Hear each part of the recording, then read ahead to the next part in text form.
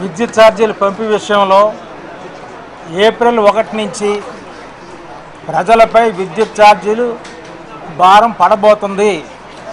సుమారుగా 941 కోట్లు భారం పడబోతుందని చెప్పి మనం పత్రికల్లో చూస్తున్నాం. తెలిసిన విషయమే. ప్రభుత్వం కూడా ఆ విధంగా ప్రజలకు విద్యుత్ ఛార్జీలు భారం మోపాలనే ఆలోచనలో కూడా ఉన్నట్లుగా మనకు అర్థమవుతుంది.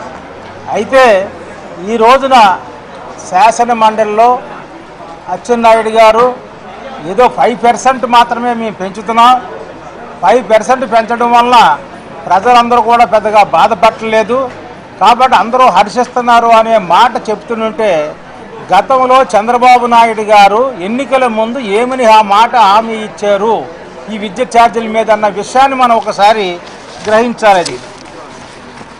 కొత్తగా ఏర్పడినటువంటి ఆంధ్రప్రదేశ్ రాష్ట్రంలో పైసా విద్యుత్ ఛార్జీలు కూడా పెంచబోము, 2013-14లో పెంచిన విద్యుత్ ఛార్జీలు కూడా తగ్గిస్తాము అని ఏప్రిల్ 2, 2013లో కాకినాడలో చంద్రబాబు నాయుడు గారు చెప్పడం జరిగింది. అలాగే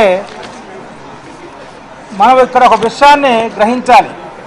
రాజశేఖర రెడ్డి గారి హయాంలో 2004-2009 సంవత్సరంలో ఏ కేటగిరీ వాళ్ళకి కూడా ఒక్క పైసా కూడా విద్యుత్ ఛార్జీలు పెంచకుండా, అలాగే రైతులకు ఇస్తున్నటువంటి ఉచిత విద్యుత్ విషయంలో 800 కోట్ల యూనిట్ల నుంచి 1400 కోట్ల యూనిట్లు అవసరమైనా సరే రైతుల మీద విద్యుత్ ఛార్జీల విషయంలో ఉచితంగా ఇచ్చారు తప్ప రాజశేఖర రెడ్డి గారు ఒక్క పైసా కూడా పెంచినటువంటి విషయాన్ని గ్రహించాలి.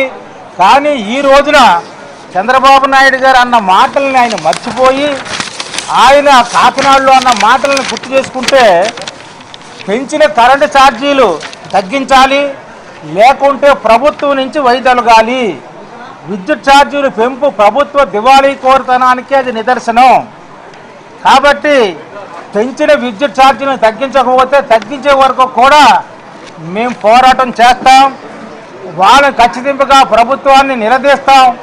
అలా పెంచడానికి వీల్లేదు, మేము అధికారంలోకి వస్తే పెంచమని చెప్పినటువంటి చంద్రబాబు నాయుడు గారు ఈ రోజున విద్యుత్ ఛార్జీలు పెంచడానికి సిద్ధంగా ఉన్నారంటే ఆయన ఇచ్చిన మాట ఏంటి, ఆయన ఎలక్షన్లో మేనిఫెస్టోలో చెప్పిన విషయం ఏంటి, ఈ రోజున ఏ విధంగా చేస్తున్నారు అనే విషయాన్ని ఒకసారి ఆలోచించాలి. అలాగే ఒక్క విషయం మనం గుర్తుంచుకోవాలి, ఈవేళ ఛార్జీలు పెంచడం తగ్గించాలన్న విషయానికి వస్తే మనకు బొగ్గు ధర టన్నుకి $130 నుంచి $140 ఉన్నటువంటి ఈ బొగ్గు ఈవేళ $62 పడిపోయింది. బొగ్గు రేటు బాగా గణనీయంగా తగ్గింది. అలాగే క్రూడ్ ఆయిల్ విషయం వచ్చేటప్పటికి ఒకప్పుడు $110 ఉన్నటువంటి క్రూడ్ ఆయిల్ ఈవేళ $50 పడిపోయింది. అలాంటి పరిస్థితుల్లో విద్యుత్ ఛార్జీలు తగ్గించాలి కానీ పెంచడం ఏంటనేది మా వైఎస్ఆర్ కాంగ్రెస్ పార్టీ యొక్క ప్రశ్న. మీరు హామీ మాట ఇచ్చారు విద్యుత్ ఛార్జీలు పెంచమని, మీకు పరిస్థితులు కూడా అనుకూలించాయి. ఈవేళ బొగ్గు రేటు తగ్గింది, క్రూడ్ ఆయిల్ రేటు తగ్గింది, అయినా మీరు విద్యుత్ ఛార్జీలు పెంచడానికి సిద్ధంగా ఉన్నారంటే మాకు ఒక అనుమానం కూడా వేస్తుంది. నెమ్మదిగా ఏదో వంకబెట్టి చివరికి ఈవేళ రైతులకు మీరు ఇచ్చినటువంటి హామీ 9 గంటల ఉచిత విద్యుత్ అనేది ఇవాళ 7 గంటలకు మించి ఇవ్వడానికి సిద్ధంగా లేరు. అలాగే 7 గంటలకు కూడా సక్రమంగా ఇవ్వకుండా 4 గంటలు 5 గంటలు వచ్చి అర్ధరాత్రి గంట ఇవ్వడం వల్ల రైతులు చాలా ఇబ్బంది పడుతున్నారు. మీరు నెమ్మదిగా రైతులకు ఇచ్చే ఉచిత విద్యుత్తును కూడా కట్ చేసే పరిస్థితుల్లో ఉన్నారేమో అని రైతులు కూడా ఆందోళనకు గురవుతున్నారు. కాబట్టి మేము మిమ్మల్ని కోరేది ఒకటే, ఏదైతే మీరు కాకినాడలో మాట్లాడారో, ఏదైతే మీరు ఎలక్షన్ మేనిఫెస్టోలో చెప్పారో అవన్నీ కూడా అమలుపరిచి, ఏదైతే రాజశేఖర రెడ్డి గారు 2004-2009 మధ్యలో ఒక్క పైసా కూడా పవర్ ఛార్జెస్ పెంచలేదు, ఆ విధంగా మీరు కూడా పరిస్థితులు కూడా అనుకూలంగానే ఉన్నాయి. కాబట్టి ఎటువంటి పరిస్థితుల్లో ఈ విద్యుత్ ఛార్జీలు పెంచే విషయాన్ని మీరు విరమించుకుంటే మంచిదని విజ్ఞప్తి చేస్తున్నారు. అది ఈ రోజున ఆర్థిక లోటు 7,716 కోట్లు ఉందని డిస్కమ్లు చెప్తున్నాయి. దానికి గవర్నమెంట్ నుంచి 6,455 కోట్లు సబ్సిడీ వస్తుందని ఎక్స్పెక్ట్ చేస్తున్నారు. మీ ప్రభుత్వ పరంగా ఇలాంటి ఇష్యూలు ఉన్నప్పుడు సబ్సిడీని ఇచ్చి మీరు ఆదుకోవాల్సినటువంటి ఆవశ్యకత ఉంది. ఈవేళ క్రూడ్ ఆయిల్ ధర తగ్గింది, అలాగే బొగ్గు ధర తగ్గింది. కానీ మీరు సబ్సిడీ ఎంత ఇస్తా సిద్ధపడ్డారంటే కేవలం 3,186 కోట్లు మాత్రమే ఇవ్వడానికి మీరు సిద్ధపడ్డారు. దానివల్ల ఈ లోటు వచ్చింది. ఆ లోటుని ప్రజల మీదకు మోపాలనే భావంతో మీరు ముందుకెళ్తున్నారు. ఒక డిపార్ట్మెంట్లో ఒక సెక్షన్లో ఎక్కువ ఉండొచ్చు, ఖర్చులు తక్కువ ఉండొచ్చు. కానీ ఉన్న పరిస్థితులు అన్నీ మీకు తెలుసు కాబట్టే 2013లో మీరు మాట ఇచ్చారు.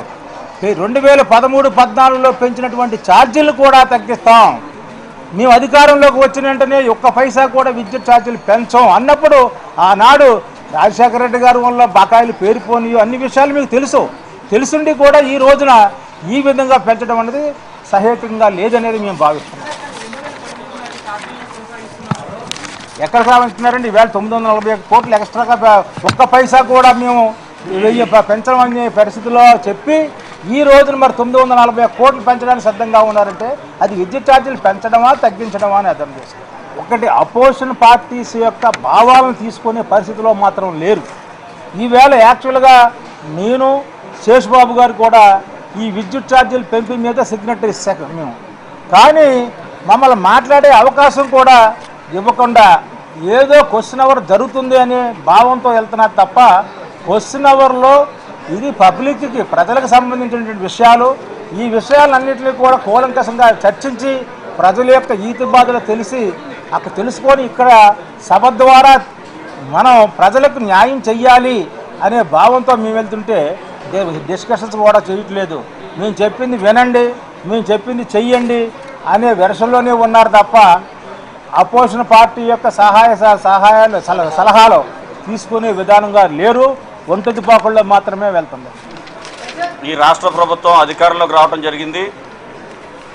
మరి ప్రజల మీద ఏ విధమైనటువంటి పన్నుల భారం మోపకుండా ఈ యొక్క రాష్ట్రంలో సంక్షేమ అభివృద్ధి కార్యక్రమాలన్నీ కూడా చేస్తాననే విధంగా ఆనాడు చంద్రబాబు నాయుడు గారు ఈ రాష్ట్ర ప్రజలందరికీ కూడా మాట ఇవ్వడం జరిగింది.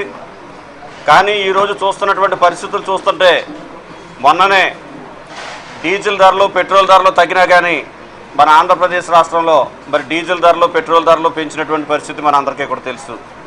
అదే రకమైనటువంటి పరిస్థితుల్లో ఈరోజు కూడా మరి ఈరోజు విద్యుత్ ఛార్జీలు పెంపు మరి ఏప్రిల్ 1 నుంచి పెంచేటటువంటి విధంగా ప్రజల మీద అందరి మీద భారం పడేటటువంటి విధంగా ఈ యొక్క రాష్ట్ర ప్రభుత్వం చేస్తున్నటువంటి విషయాలన్నీ కూడా చాలా బాధాకరం. ఈరోజు చూసుకున్నట్లయితే వ్యవసాయ పరంగా కానీ అదేవిధంగా పారిశ్రామిక పరంగా కానివ్వండి, సాంకేతిక పరంగా కానివ్వండి, ట్రాన్స్పోర్ట్ పరంగా కానివ్వండి, ఈరోజు విద్యుత్ ఛార్జీలు అదేవిధంగా డీజిల్ ఆయిల్ ఛార్జీలు పెట్రోల్ ధరలు పెరగడం వల్ల ప్రతి ఒక్క వస్తువు మీద కూడా పన్నుల భారం పడేటటువంటి విధంగా ప్రతి ఒక్క దాని మీద కూడా భారం పడేటటువంటి విధంగా మరి చేస్తున్నటువంటి పరిణామాలన్నీ కూడా మనం చూస్తూ ఉన్నాం. మరి ఏదేమైనా సరే ఈ యొక్క రాష్ట్ర ప్రభుత్వం ప్రజల పక్షాన్ని నిలబడేటటువంటి విధంగా ఆ రోజు ఏ మాట అయితే ఇచ్చారో ఆ మాట కట్టుబడేటువంటి విధంగా ఉండాలి. మరి ఈరోజు చూసుకున్నట్లయితే సర్ఛార్జీలని, అదేవిధంగా మెయింటెనెన్స్ ఛార్జీలని, పాత బకాయిలని, అదేవిధంగా ఇంధన ఛార్జీలని, అదనపు ఛార్జీలని, వడ్డీలు అనేటువంటి విధంగా ఈరోజు చూసుకున్నట్లయితే బిల్లుల్లో కింద వచ్చేటటువంటి విధంగా అనేక విధాలుగా భారం మోపేటటువంటి విధంగా ఉన్నటువంటి పరిస్థితులన్నీ కూడా ఈరోజు పేద ప్రజలందరూ కూడా చూస్తున్నారని సందర్భంగా తెలియజేస్తున్నాం. ఈరోజు చూసుకున్నట్లయితే ఆనాడు రాజశేఖర రెడ్డి గారు ఏ విధమైనటువంటి పన్నుల భారం మోపకుండా అటు విద్యుత్ విషయంలో కానీ అదేవిధంగా అన్ని పన్నులు కూడా ఆ రోజు ఏ విధంగానూ పెంచకుండా అనేక సంక్షేమ అభివృద్ధి కార్యక్రమాలన్నీ కూడా చేసినటువంటి విషయం మనందరికీ కూడా తెలుసు. మరి ఈరోజు ఈ యొక్క రాష్ట్రం విడిపోయినటువంటి సందర్భంలో ఈ యొక్క నవ్యాంధ్రప్రదేశ్ అనేటువంటి విధంగా ఈ యొక్క రాష్ట్ర ప్రభుత్వంలో ఉన్నటువంటి ప్రజాప్రతినిధులు చెప్పుకుంటున్నారు. మరి ఈ యొక్క నవ్యాంధ్రప్రదేశ్లో ఈ యొక్క రాష్ట్రం సంక్షోభంలో పడేసేటటువంటి విధంగా ఇలా చేస్తున్నారు తప్ప సంక్షేమంగా ఉండేటువంటి విధంగా చేయట్లేదని ఈ సందర్భంగా తెలియజేస్తున్నాం. ఈరోజు చూసుకున్నట్లయితే ప్రజా సమస్యలు అనేక సమస్యలు ఉన్నాయి. ఈరోజు ఇసుకకు సంబంధించినటువంటి సమస్యలు కానివ్వండి, అదేవిధంగా రైతులకు సంబంధించినటువంటి సమస్యలు కానివ్వండి, మహిళలకు సంబంధించినటువంటి సమస్యలు కానివ్వండి, ఎంతోమంది ఎన్నో రకాలుగా ఆవేదన పడుతున్నటువంటి పరిస్థితి మన అందరికీ కూడా తెలుసు. కనీసం ఈ యొక్క అసెంబ్లీ జరుగుతుంటే ఈ అసెంబ్లీ యొక్క ప్రజాప్రతినిధులకి ఈ దృష్టికి ఈ విషయాలు తీసుకెళ్లాలనేటువంటి విధంగా వాళ్ళందరూ కూడా వస్తున్నా కానీ ఐకేపీకి సంబంధించిన వాళ్ళు కానివ్వండి, అంగన్వాడీ టీచర్స్ కానివ్వండి, అదేవిధంగా పంచాయతీ కార్మికులు కానివ్వండి, అందరూ కూడా వస్తున్నా సరే వాళ్ళ పేకలు నొక్కేటటువంటి విధంగా వాళ్ళందరూ కూడా గొంతులు నొక్కేటటువంటి విధంగా ఈ యొక్క రాష్ట్ర ప్రభుత్వం చేస్తుంది తప్ప వీరి యొక్క సమస్య ఏంటి, వీరి యొక్క సమస్య ఏ రకంగా మనం పరిశీలిస్తే అదేవిధంగా పరిష్కరిస్తే పరిష్కారం అవుతుంది అనేటువంటి విధంగా మరి ఈ యొక్క రాష్ట్ర ప్రభుత్వం ఆలోచన చేయట్లేదని ఈ సందర్భంగా తెలియజేస్తున్నాం. ఏదేమైనా సరే ఈ యొక్క ఆంధ్రప్రదేశ్ రాష్ట్రంలో అనేక రకాలైనటువంటి మంచినీటి సమస్య ఉంది. మంచినీటి సమస్య మీద ఏ రకంగానూ కూడా స్పందించలేనటువంటి పరిస్థితి. అదేవిధంగా ఈరోజు మైనర్ గ్రామ పంచాయతీలు అయినటువంటి మైనర్ గ్రామ పంచాయతీలు కూడా పన్నులు వారే కట్టుకోవాలి, 13వ ఆర్థిక సంఘం నుంచి మరి వారే కట్టుకోవాలనేటువంటి విధంగా మరి ఆదేశాలు కూడా జారీ చేయడం జరిగింది. ఈ రోజు స్థానిక సంస్థలన్నీ కూడా కుంటుపడిపోయేటువంటి పరిస్థితి. ఈ రోజు స్థానిక సంస్థల్లో వారు వచ్చేటటువంటి ఆదాయాన్ని కరెంటు బిల్లుగా చేస్తే వారు డ్రింకింగ్ వాటర్ కానీ పారిశుద్ధ్యం కానీ అదే అభివృద్ధి సంక్షేమ కార్యక్రమాలన్నీ కూడా ఏ రకంగా చేసుకుంటారనేటువంటి విధంగా వైఎస్ఆర్ కాంగ్రెస్ పార్టీ నిలదీసిందని, రాబోయే కాలంలో వైఎస్ఆర్ కాంగ్రెస్ పార్టీ మరి యొక్క స్థానిక సంస్థల ప్రజాప్రతినిధుల పక్షాన ప్రజల పక్షాన ఎప్పుడూ కూడా పోరాడుతుందని, ఆనాడు రాజశేఖర రెడ్డి గారు ఏ రకమైనటువంటి ఆశయాలతో పరిపాలన చేశారో ఆ ఆశయాల కోసం మేమందరం కూడా ప్రజల పక్షాన నిలబడతామని సందర్భంగా తెలియజేస్తా ఉన్నాం.